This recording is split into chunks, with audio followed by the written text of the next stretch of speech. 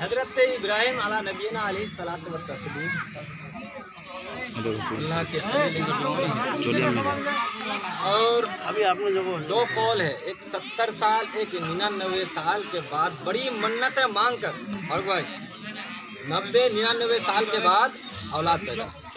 कौन? हजरत इस्माइल अलैहिस्सलाम। अब फिर रब का हुक्म हो गया तो उसी बेटे को कुर्बानी करना। 2 दिन ख्वाब में आए, ऊँट ज़बह किए। फिर तीसरे दिन जब ख्वाब आया तो रब तबारक व तआला ने फरमाया वो चीज़ कुर्बान करो जो तुमको सबसे ज़्यादा प्यारा हो। अब भाई औलाद से ज़्यादा प्यारा कौन होता है? नहीं होता, कोई होता है क्या? नहीं। कुर्बान जाओ। अल्लाहु अकबर। हज़रत मोहतरम हज़रत इब्राहिम अला नबीना अलैहि सलातो व तस्लीम समझ गए और अपने बेटे को कुर्बानी देने के लिए तैयार। लेकिन आज हमारे मुसलमानों का हाल क्या है? अरे भाई पता नहीं, एक जगह करते हैं कि गुरु फिर बुरा न मान,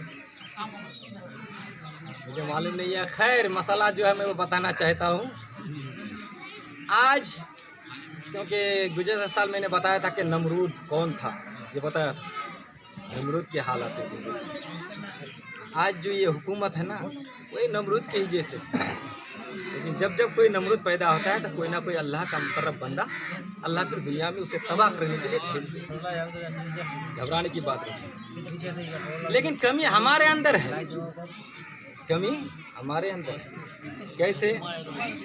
हज़रत इब्राहिम अला नबीना अलैहि सलातो व तस्लीम ने 99 साल के बाद या 70 साल के बाद दुआ मांगकर जो औलाद उन्हें मिला, फिर रब तबारक व तआला का हुक्म हुआ कि उस अल्लाह की राह कुर्बान कर दो, अल्लाह की राह में कुर्बान कर दो। लेकिन वो तैयार हो गए। और हम कैसे मुसलमान हैं कि कुर्बानी में हम बहस ज़बह करते हैं। और रिवायत में आया है कि जानवर के जिस्म में जितना रूम होता है हर रूम के बदले में एक एक नेकी मिलती है।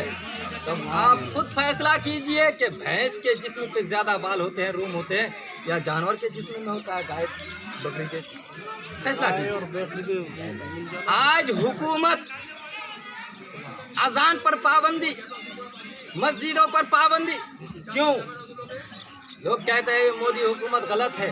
कमी हमारे अंदर है। पहले झांक कर देखो अपने गिरेबान में। जब लोगों ने, जब गैर कौमों ने, मुशरिकों ने देखा कि इधर अजानों की आवाज़ें आ रही है और मुसलमान दुकानों पर, चौक चौराहे पर बैठे हुए हैं। हम लोग सोए हुए हो सकते हैं, वो लोग सोए हुए नहीं है। मुशरिकीन सोए हुए नहीं है, वो जगे हुए हैं। पूछ लिया, अरे भाई साहब अजान तो हो गई, क्या आप नमाज पढ़ेंगे? अरे भाई अजान अजान अजान, क्या ये ड्रामा है? मुसलमान है, एक अजान अभी, एक अजान सुबह, नींद भी नहीं आती, अजान देना शुरू करते हैं। हालांकि कौन है? मुसलमान, ईमान वाला, क्या सुबह तंग कर देता। ये आज मुसलमानों का हाल है।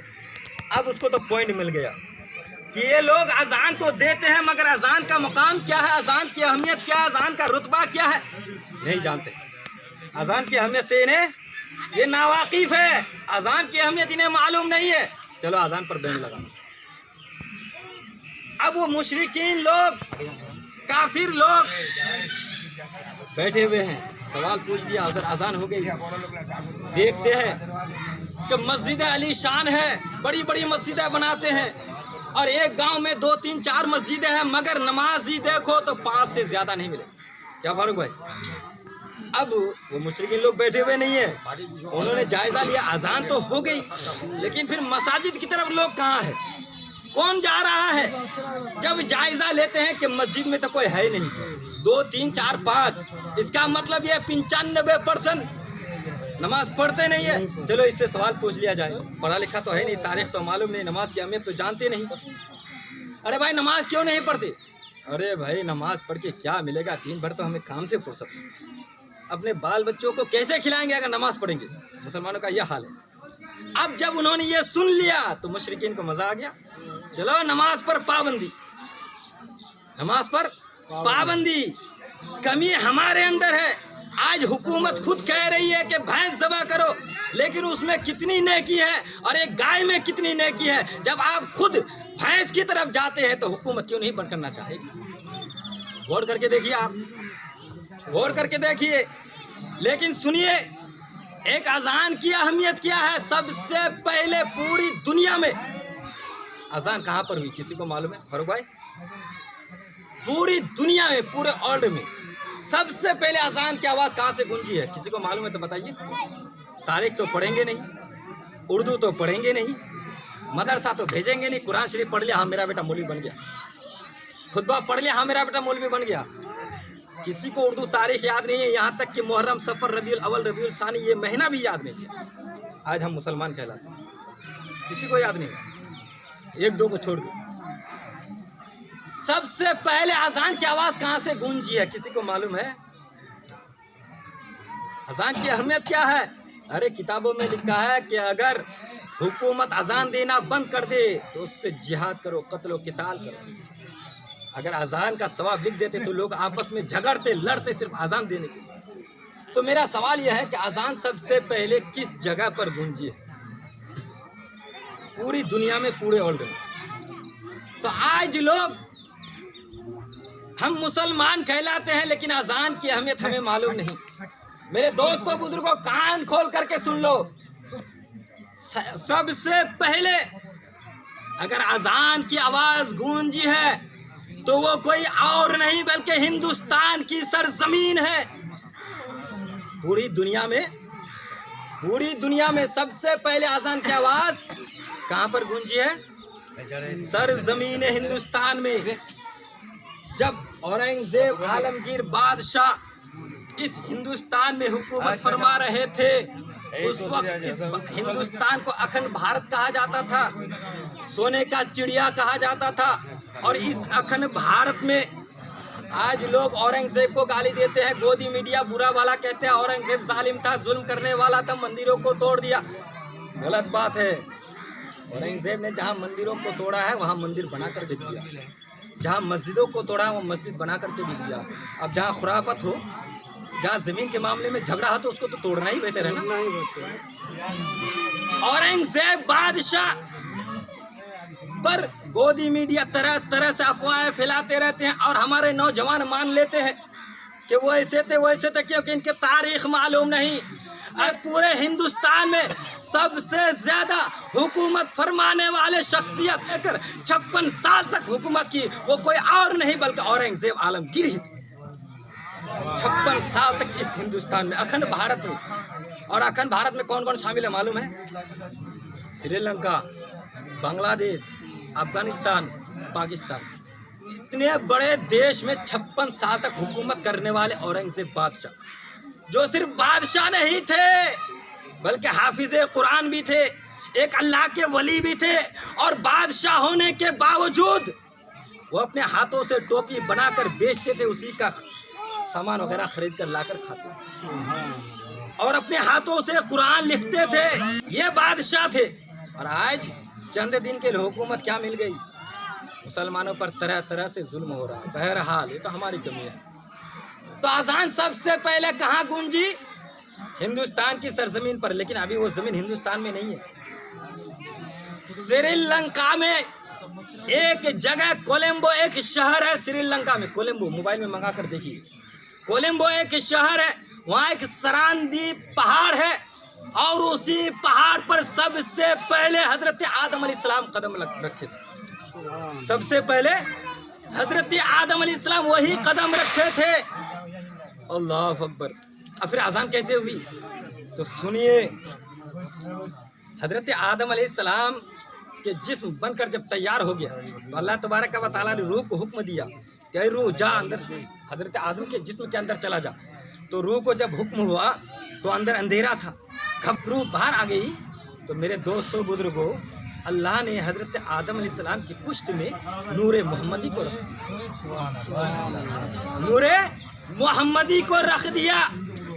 और एक कविता है, एक नज्म है, सबको मालूम है, मार साहब आए नहीं है। एक नज्म है जो पूरे हिंदुस्तान में पढ़ा जाता है और हर स्कूल में ये पढ़ाया जाता था। क्या फारूक भाई? सारे जहां से अच्छा हिंदू सिता हमारा, हम बुलबुले हैं इसकी, ये गुलिस्ता हमारा। ये लिखने वाले कौन थे? डॉक्टर अल्लामा इकबाल। जो आशिक रसूल थे, जो बहुत बड़े आशिक रसूल थे। नज्म क्या है जो पूरे हिंदुस्तान में हर स्कूल में ये पढ़ाया जाता था, हर बच्चे पढ़ते थे, लेकिन अब नहीं। क्या है? सारे जहां से अच्छा हिंदू सीता हमारा, हम बुलबुले हैं इसकी, ये गुलिस्ता हमारा। इसका मतलब क्या है? इसका मतलब क्या है आज बता रहा हूं मैं आप लोगों को, तवज्जो से सुनिए कि इस शेर का मतलब क्या है। अल्लामा इकबाल जो इतने बड़े आशिक रसूल थे, उनको तो ये लिखना चाहिए था कि सारे जहां से अच्छा मक्का मदीना हमारा, क्योंकि जिस जमीन को सरकार से निस्बत है वो जमीन अर्श मुअल्ला से भी अफजल व आला है। वो जमीन अर्श मुअल्ला से भी अफजल व आला है। तवज्जो है ना? बोलिए नहीं, आराम से सुनिए। आज मैं ऐसी बात बता रहा हूँ जो कभी सुने नहीं। जिस जमीन पर सरकार आराम फरमाए वो अर्श मुअल्ला से भी अफजल व आला है। तो डॉक्टर अल्लामा इकबाल को तो ये अर्ज करना चाहिए था कि सारे जहां से अच्छा मक्का मदीना हमारा, मगर अल्लामा डॉक्टर इकबाल ने क्या कहा? सारे जहां से अच्छा हिंदू सीता हम, सारे जहां से अच्छा हिंदू सीता हमारा। समझने की बात है, गौर करने का मकाम है। आखिर डॉक्टर अल्लामा इकबाल जो इतने बड़े आशिक रसूल थे, आखिर ये कैसे फरमा दिए कि सारे जहां से अच्छा हिंदू सीता हमारा? ये क्यों नहीं फरमा कि सारे जहां से अच्छा मक्का मदीना हमारा? अब गौर करने की बात है ना भाई, समझने की बात है ना। दिमाग काम करता है? नहीं करता है ना। जिस जमीन पर सरकार आराम फरमा हो, उस जमीन से बढ़कर कोई जमीन हो सकती है? पूरी दुनिया में उस जमीन से बढ़कर कोई जमीन नहीं हो सकती, क्योंकि वो जमीन अर्श मुअल्ला से भी अफजल व आला।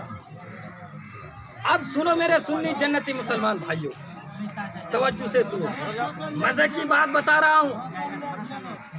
अल्लामा इकबाल की नजर जब हजरत आदम अलैहिस्सलाम पर पड़ी और हजरत आदम अलैहिस्सलाम ने सबसे पहले सरजमीन हिंदुस्तान में सजदा किया, सबसे पहले सरजमीन हिंदुस्तान में सजदा किया, तो अल्लामा इकबाल ने देखा कि रब तबारक व तआला ने जब रूह को हुक्म दिया था तो रूह अंदर नहीं गया, लेकिन जब नूरे मोहम्मदी को हजरत आदम अलैहिस्सलाम की पेशानी में रख दिया गया तो वो रूह हजरत आदम अलैहिस्सलाम के जिस्म में डाल दी गई।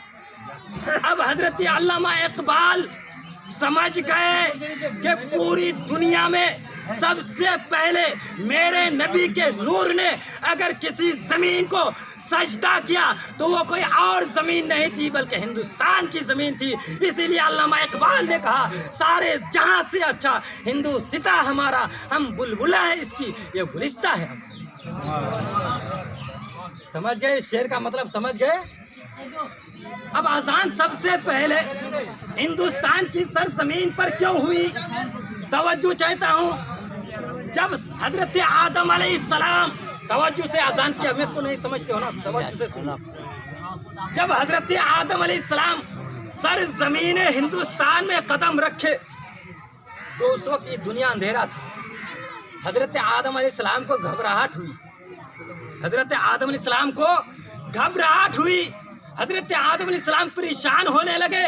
तो रब तबारक व तआला ने सबसे पहले हजरत जिब्रील अमीन को हुक्म दिया कि जिब्रील जाओ सरनदीप की पहाड़ पर, मेरे एक नबी वहाँ आराम फरमा रहा है, नमाज के लिए तैयार है, अंधेरा है, वो परेशान है, जाओ अजान दे दो। हजरत जिब्रील अमीन ने सबसे पहले हिंदुस्तान की जमीन पर अजान दी और हजरत आदम अलैहिस्सलाम ने सबसे पहले हिंदुस्तान की जमीन पर सजदा। समझते नहीं? तारीख तो पढ़ाएगा ही नहीं। कोई मीडिया वाला कह दिया औरंगजेब जालिम था, बात जुल्म करने वाला था, मान गया। तारीख पढ़ो पहले, तारीख अपने औलादों को पढ़ाओ। तारीख नहीं। अरे औरंगजेब बादशाह पर उंगली उठाते हो।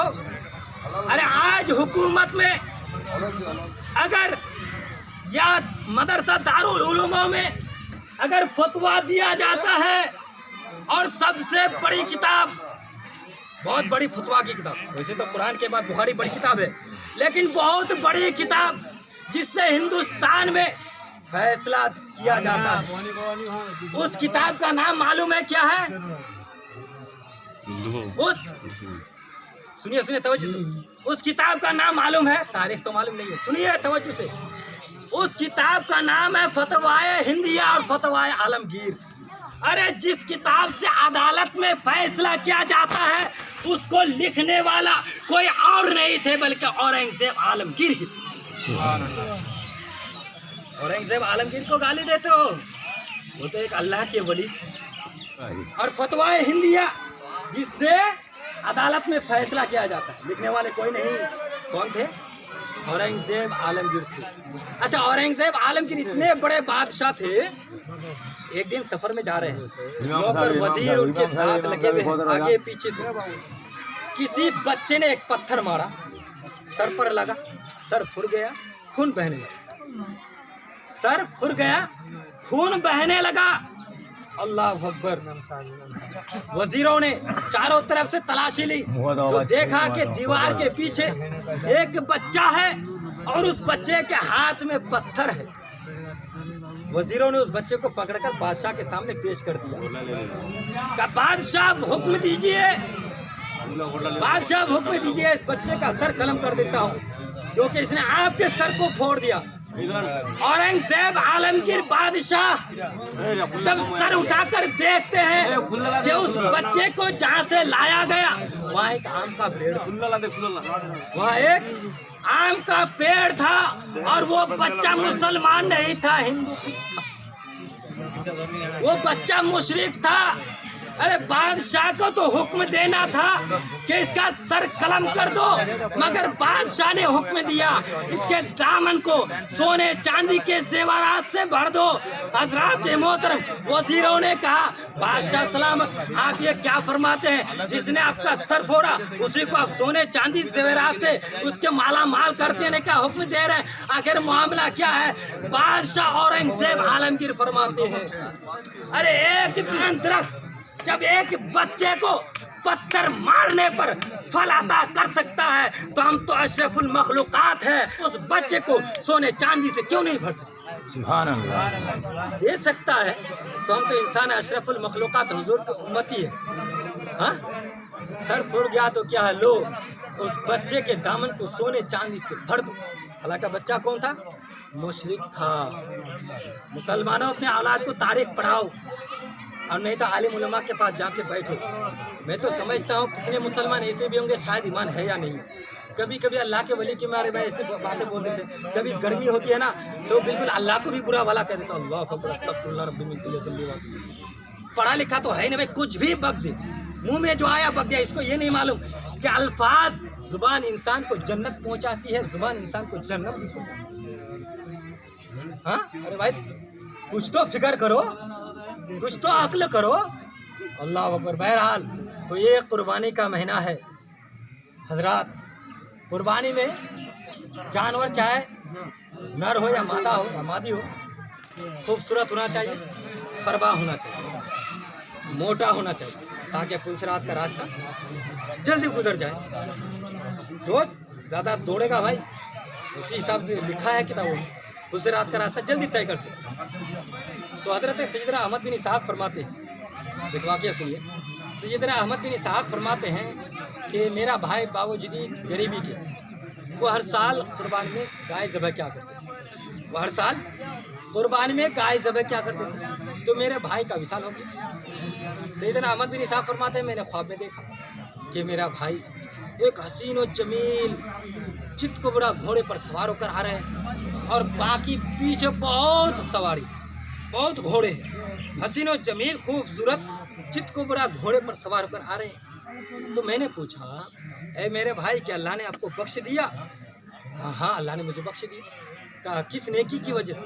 कहा मैंने एक दिन एक बुढ़िया को 1 दिरहम दिया था, उसी दिरहम की वजह से अल्लाह ने मुझे बख्श दिया, उसी 1 दिरहम की वजह से अल्लाह ने मुझे बख्श दिया। फिर हजरत सैयदना अहमद बिन इसहाक फरमाते हैं ऐ मेरे भाई ये सवारी जिस पर सवार हो ये सवारी फिर क्या है और बाकी सवारी क्या है? तो हजरत सैयदना अहमद बिन इसहाक जैसे ही फरमाते हैं उनके भाई अर्ज करते हैं ऐ मेरे भाई क्या बताऊं, जिस सवारी पर मैं सवार हूँ ये मेरी सबसे पहली कुर्बानी है और बाकी जो सवारी देख रहे हो ये सब मैंने कुर्बान किया। अब सैयदना अहमद बिन इसहाक फरमाते हैं, अब कहाँ जाने का इरादा है? फरमाते हैं, अब तो मुझे जन्नत की अज़्म है। अब वो जन्नत में जा रहे हैं। इससे क्या पता चला? तो खूबसूरत होना चाहिए, मोटा फरवा होना चाहिए जानवर। तो आप लोगों को मालूम होगा कि सरकार दो आलम सल्लल्लाहु ताला अलैहि वसल्लम ने अपनी प्यारी बेटी फातिमा से फरमाया कि बेटी, जब गाय ज़बह किया जाए तो उसके सामने खड़े हो जाओ, जब कुर्बानी पेश की जाए तो सामने खड़े हो जाओ, इसलिए कि कुर्बानी के जानवर के जिस्म से खून जो निकलकर ज़मीन पर गिरता है, ज़मीन पर गिरने से पहले कुर्बान करने वालों की गुनाहों को अल्लाह तबारक व तआला माफ़ करता है। अच्छा, गाय को ज़बह करते हैं, उसको किस तरह से लेटाना चाहिए, छुरी किस तरह से चलाना चाहिए मालूम है? छुरी किस तरह से चलाना चाहिए, गाय को किस तरह से लेटाना चाहिए? बाएं पहलू पर, देखिए बाएं पहलू पर, ताकि मुंह किबले की तरफ हो, मुंह उसके शाने के सीधे पैर रखिए, शाने के बराबर पैर रखिए, ये वाला सीधा खड़ा हो गया। खड़ा होने के बाद सबसे पहले आप इधर से मारें, छुरी इधर से, और छुरी को भाई तेज कर लीजिएगा, और छुरी जो आप इतना इतना रखते हैं ना, इतना नहीं, इतना बनाइए, क्योंकि गर्दन मोटी है भाई, इससे काम नहीं होता है। इतनी बड़ी छुरी मिलती है, इतनी बड़ी बड़ी छुरी। तो क्या कहते हैं, पहले इधर से चलाइए, फिर इधर से लाइए, फिर इधर से। अगर 3 में कट जाए तो अफजल है, और ना कटे तो बेहतर है। पहली बात। दूसरी बात, जानवर में 4 रगे होते हैं, 3 रग कट जाए तो भी कुर्बानी हो जाएगी, 4 कट जाए तो अच्छी बात। अब रही बात, जल्दीबाजी में हम लोग क्या करते हैं, हुल देते हैं। हुल देने से उसका दिल पर असर पड़ता है, और दिल पर असर पड़ने से उसका खून जम जाता है, बाहर नहीं आता है। और साइंटिस्ट उठाकर देख लीजिए, इंजीनियर को पूछ कर देख लीजिए कि हमारा ही कुर्बानी करने का तरीका जो है वो सबसे अफजल है। गाय को ज़बह करके छोड़ दीजिए, आराम से उसका पूरा जो जिस्म के अंदर जितना खून है सब निकल जाए। जब वो ठंडा हो जाए तब रगों को काटे, पैर को काटे, उससे पहले ना काटे, उससे पहले ना काटे। क्योंकि जब हम हुल देते हैं ना तो उसके दिल पर प्रेशर पड़ता है और खून अटक जाता है, वो खून गोश्त में पेवस्त हो जाता है। फिर जब वो गोश्त खाया जाता है तो बीमारी लायक हो जाती है, बीमारी पहला। अच्छा, दूसरा सवाल एक ये भी पैदा होता है, कुर्बानी तो करते हैं तो कहीं कहीं 2-3 आदमी मतलब ज़बह करते हैं।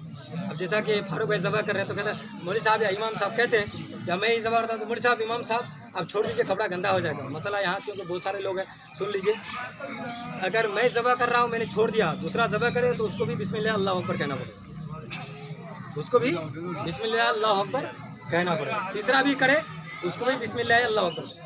और अगर पूरा तकबीर पढ़ ले तो और सबसे ज़्यादा अफजल है। फिर इन्नी वजह तो वजह अली लजी पढ़ के अल्लाह मला का मिल का बिस्मिल्लाह अल्लाह अकबर, उसके बाद फिर दुआ मांगिए। तो ये रहा ज़बह करने का तरीका। जब तक ठंडा ना हो जाए, रगों को ना काटिए, पैरों का चमड़ा ना हो। अब क्या बात है कि लोग जल्दीबाजी में बूढ़े लोगों को भूख लगता है, भूख के मारे वो परेशान रहते हैं। लेकिन अफजल ये है कि जिस गाय को ज़बह करते हो उसी गाय का गोश्त खाया जाए, सबसे बेहतर तरीका, सबसे अफजल। जिस गाय को ज़बह करते हैं उसी का गोश्त से खाना खाएंगे तो अफजल रहेगा। खैर हज़रात मोहतरम, टाइम है, सुनना चाहते हैं तो नमरूद कहाँ पैदा हुआ? नमरूद कहाँ पैदा होता मालूम है? इराक में ना कहा। और नमरूद की बात में क्यों बयान कर रहा हूँ मालूम है आपको? क्योंकि हज़रत इब्राहिम से इनका रिलेशन है। मैंने पहले ही कह दिया कि जब जब कौम बिखर जाती है, जब मुशरिकीन मुसलमानों पर जुल्म करते हैं तो अल्लाह ताला कोई ना कोई मुकर्रब बंदा भेज देता है। जब नमरूद की जुल्म इस कदर बढ़ गई, हज़रत इब्राहिम पैदा हो। जब फिरौन की जुल्म इस कदर बढ़ गई कि मुसलमानों को जिंदा ज़बह कर दिया जाता था, फिरौन, तो मूसा अलैहिस्सलाम पैदा होता है, मूसा अलैहिस्सलाम पैदा होता। लेकिन हम लोगों को भी तो अपने होनी चाहिए, नमाज भी पढ़ो भाई, खुदा का खौफ भी दिल में बसाओ, इसी बात रही है। खाली यहाँ सुन लो, कहानी ख़त्म है। तो नमरूद कहाँ पैदा हुए थे? एक समंदर में नौका में जा रहे थे, बहुत सारे लोग जा रहे थे, अल्लाह का हुक्म हुआ, ऐसा तूफान आया कि सारे के सारे लोग गर्क हो गए, सिर्फ नमरूद की माँ बची थी। तो एक तख्त जो बाहर आ चुका था उसी तख्त पर वो बैठी हुई थी, वो बची हुई थी। जैसे ही नमरूद पैदा हुआ, अल्लाह का हुक्म हुआ, हजरत इस्राईल अलैहिस्सलाम के नमरूद की माँ की भी रूह को निकाला उसी समंदर में। अब सिर्फ नमरूद बचा, सिर्फ नमरूद बचा। अब बच्चा है, देखो अल्लाह की कुदरत।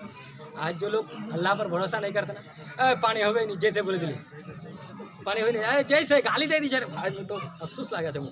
अरे भाई अपने औलादों को दीन पढ़ाओ, आप लोग नहीं पढ़े हो, चलो अपने औलाद को दीन पढ़ाओ।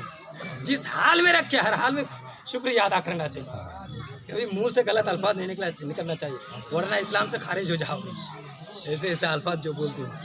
तो अब भाई अल्लाह की कुदरत देखो, तख्ता पर है और समंदर के बीच में नमरूद, एक छोटा सा बच्चा। अल्लाह का हुक्म हुआ, हवाओं के झोंकों ने उनको समंदर के किनारे पहुंचा दिया, समंदर के किनारे पहुंचा दिया। किसी राहिब ने उसको उठाया, परवरिश करना शुरू किया। फिर अल्लाह का हुक्म हुआ, इस कदर उसको दौलत मिली, इतनी दौलत मिली कि अल्लाह तबारक व तआला ने उनको इतनी दौलत दी कि मशरिक से लेकर मगरिब तक, शिमाल से लेकर जुनूब तक की बादशाही अता की। लेकिन अगर अल्लाह तबारक व तआला किसी को दौलत दी, किसी को औलाद दी, तो आज तो हमें बड़ा फख्र होता है, गर्व होता है, तकब्बुर के साथ कहता है मेरे साथ बेटा है, आओ तो देखता हूँ तुम मेरे साथ मुकाबला करोगे, मेरा तो 6 बेटा है, आओ अभी तुम्हारा गर्दन मोड़ कर रख देता हूँ। हाँ, अगर किसी के पास दौलत है, कोई गरीब है, तेरी हिम्मत कैसे हुई मेरे सामने बात करने की, है ना भाई, है बहुत सारे लोग यही है। हाँ, तेरी हिम्मत हो गई मेरे सामने बात, वहाँ तो अकड़ किसी की नहीं चलेगी। यहाँ जितना ही जुल्म करोगे, यहाँ जुल्म करके अपनी नेकियों को तबाह कर रहे हो, वहाँ यहाँ तो रिश्वत देकर हम मेंबर, मुखिया, एमएलए, सरपंच, एमपी को खरीद सकते हैं, लेकिन वहाँ इसका कोई रोल मॉडल नहीं चलेगा, वहाँ नेकियाँ काटी जाएगी। कितना खुशनसीब बंदा होगा वो, बताओ। गरीब फकीर जिस पर जुल्म होता है उसको फोकट का नेकी मिल जाएगी भाई। आपने अगर किसी पर जुल्म किया है ना, तो इसका मतलब वहाँ पैसा वैसा नहीं, आपकी नेकी को काट कर उस गरीब को दिया जाएगा, और जब नहीं दे पाओगे तो उसने जो गुनाह किया वो गुनाह आपके सर पर डाल दिया जाएगा। अब बताओ कौन खुशनसीब है भाई। हाँ, समझने की बात है, गौर करने की बात है, लेकिन मुसलमान समझते नहीं है।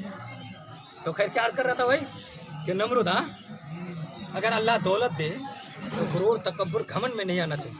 सबसे बड़ा खुशबख्त इंसान वो है जिसको अल्लाह रब तबारक व तआला ने दुनिया की बादशाही दी, दौलत दिया, और उसने गरीबों, फ़कीरों, मिस्किनों के साथ हमदर्दी से पेश आया, मोहब्बत से पेश आया, सुबहाना रब्बियल आला की सदाएं बुलंद की, मदरसा मसाजिद के नाम पर खर्चा किया। सबसे बड़ा खुशनसीब बंदा वो है, और सबसे बड़ा, सबसे ज़्यादा बदबख्त इंसान वो है जिसको रब तबारक व तआला ने दौलत, बादशाही अता की, और उसने गुरूर और तकब्बुर किया और आना रब्बुल आला कहा, आना रब्बुल आला कहा, और मखलूक के खुदा पर जुल्म और सितम किया। तो उन्हीं में से एक नमरूद लईन भी है, उन्हीं में से एक नमरूद लईन भी है, फिरौन भी है, शद्दाद भी है, हामान भी है, बहुत सारे ऐसे बादशाह जैसे मोदी है। देखते हैं अब कब तक इनकी जुल्म देखते हैं, पर कभी हम लोगों की है। नमाज पढ़िए, खुदा को याद कीजिए, कोई ना कोई अल्लाह का मुकर्रम बंदा जब सच्चे दिल से दुआ करेंगे ना, तो हम लोगों पर, हम भाई यहाँ परेशान है, कहीं तो मुसलमान बहुत परेशान है, ताकि उनकी परेशानी दूर हो जाए। तो नमरूद जब पैदा होकर बादशाह बन गए, उसने रब तबारक व तआला की बारगाह में सर झुकाने बजाय क्या कहा, मैं तुम्हारा रब हूँ, मैं तुम्हारा रब हूँ, मुझे सजदा करो। और लोग भी वैसे ही थे भाई, जैसे बार बार मैं कहता हूँ आप लोगों को, नमाज पढ़ो, इतनी बड़ी मस्जिद है, 3-4 नमाज ही, कैसे दुआ कबूल होगी, कैसे गांव में तरक्की होगा भाई। हाँ, घर से अगर एक आदमी जाएगा तो कम से कम 1 लाइन तो होगा, लेकिन जाएगा ही नहीं कोई, सिर्फ यहाँ सुनेगा, बस काम पे वही डाल देगा फिर साल भर। बहरहाल तो बादशाह हो गया, तो क्या कहा, मैं खुदा हूँ, मुझे सजदा करो। लोगों ने, वो तो बुत तराश था, अब उनको भी सजदा करने लगा, उनको भी सजदा करने लगा। अल्लाह अकबर। और जब लोगों ने उसको सजदा करने लगा, तो उसके गुरूर और तकब्बुर में मज़ीद इजाफा होता चला गया।